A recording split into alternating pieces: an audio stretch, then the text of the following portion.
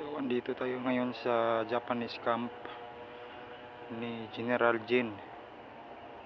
So, ngayon, dyan sa 45 degrees, makita natin yung dolphin. Dolphin na marker. So, na may mga holes. So, ang relevant na holes dito, ito. Ayan. So, malalim siya kasi yung isang daliri, tapos 3 inches. So ang deposit nito ngayon, no, ituturo ko sa inyo. So tingnan muna natin ang mga coordinate marker. Yan. So dito sa dito sa may bato na may hole, and then may pointer.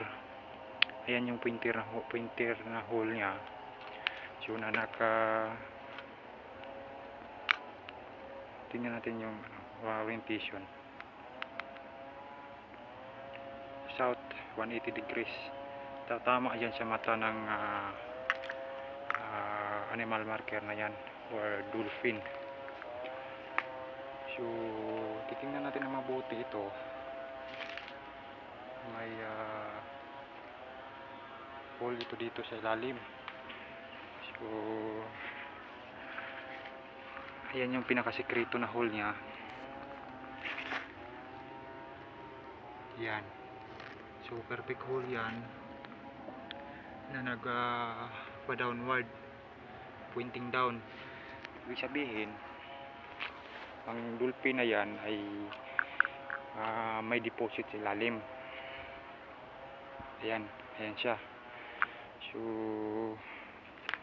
may opening dyan sa ilalim na yan. Kailangan tanggalin yan, kasi pag hindi tatanggalin yan, yung bato na yan ay magiging trap yan pag malalim na yung hukay. Ayan yung mga holes. Ayan. Tapos dito sa niya, may triangular hole. Tsaka may edge pa nga edge at saka isang hole. So nasa ilalim lang. So yan yung pinakasekreto na hole. Tapos dito sa kabila may another hole. So ayan, may mga ukit pa, may mga coordinate pa. Ayan, parang yan, parang animal marker din yan. So nasa slope na bundok ito. So pag dito tayo, ayan, makikita natin yung dagat dyan. Ayan, so napakagandang area na ito. Ayan, may target pa tayo dyan. So dito tayo sa kabila,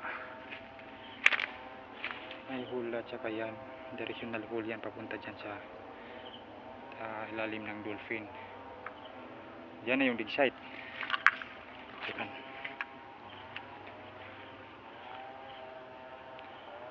So yan lang, no, mga ka-hunters. Patuloy lang tayo sa ating pag-explore. Maka-hits din tayo. Basta hindi lang mawala ng pag-asa. Bansay.